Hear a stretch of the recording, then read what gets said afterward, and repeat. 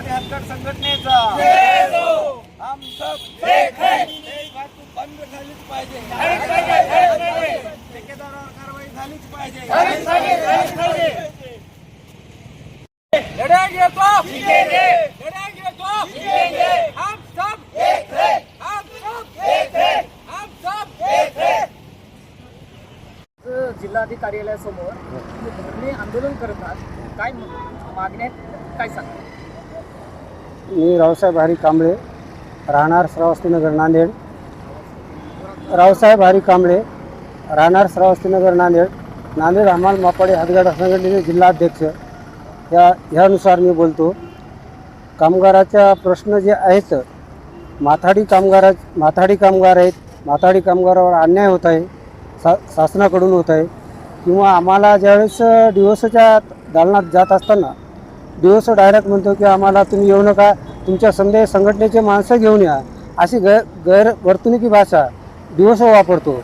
आणि आम्हाला कुठं मागायचं ते तुम्ही मागा, माझ्याकडे येऊ नका, असं दिवस किलर आमच्यासमोर 4-12 वेळेस आम्हाला सांगितले त्यांनी। तरी पण आम्हाला पत्रव्यवहार आम्हाला याच्यामध्येच करावा लागला, इनवर्डमध्येच करावा लागला हे टोटली पत्रव्यवहार। त्याच्यासाठी इनवर्डी पत्रव्यवहार करून आम्ही या धरणे आंदोलनाला बसलेले आहोत। आणि त्या धरणे आंदोलनाच्या आमच्या मागण्या अशा आहेत, शासनाच्या कामगाराच्या विरोधामध्ये शासनाने जे GR काढलेले आहेत त्या विरोधामध्ये थेट वाहतूक काढली तर हरकत नाही, परंतु त्याच्यामध्ये माथाडी कामगारच नको आहेत ठेकेदाराला, असं का? किंवा माथाडीमधून आम्हाला पगार होत होती पहिलं, आता का नाही? किंवा पहिल्याच्या गुत्तेदारांना आतापर्यंत आम्हाला माथाडीच्या स्वरूपामध्ये आम्हाला पेमेंट केलं, मग ह्या ठेकेदाराला का नाही? GR मध्ये स्पष्ट सांगतो की बा 2000 याच्यापासून 24मध्ये सुद्धा, मग त्याला उल्लेख का करत नाहीत दिवस?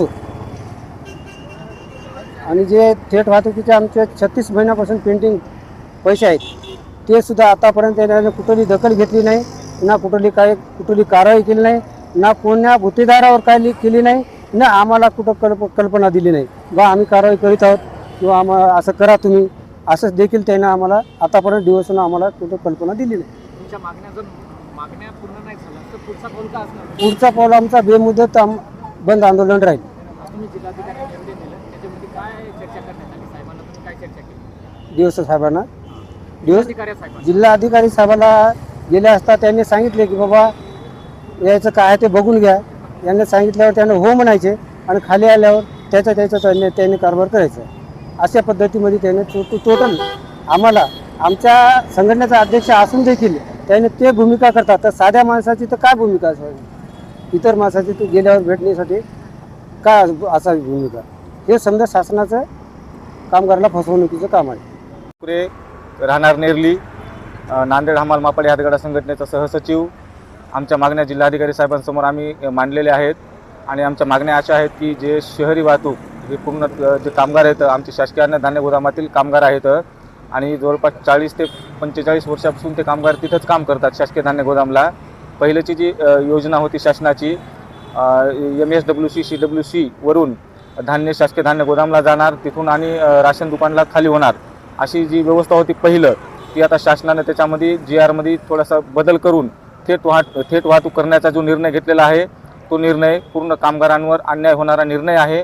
तो निर्णय लागलीच तात्काळ मागे घेण्यासाठी आमच्या कामगारांचा आणि आमचा धरणे आंदोलनाचा जो प्रक्रिया सुरू आहे आज आणि उद्या, जर धरणे आंदोलनामध्ये शासनाने जर योग्य तो निर्णय घेतला नसेल तर दिनांक 27 पासून आमचं पूर्ण जिल्ह्यामध्ये राशन दुकानावरील काम बंद आंदोलन सुरू राहील। आणि शासनाला आमची एवढीच विनंती राहील की 200 ते 250 कामगार आमच्या नांदेड जिल्ह्यामध्ये शासकीय धान्य गोदामचे कामगार जे आहेत त्यांच्यावर आणि त्यांच्या परिवारांवर उपासमारीची वेळ येणार आहे, ती उपासमारीची वेळ येऊ नये यासाठी जो आपण निर्णय घेतलेला आहे तो निर्णय मागे घेऊन कामगारांवर योग्य ते निर्णय घेऊन कामगारांवर अन्याय होणार नाही असा निर्णय घ्यावा।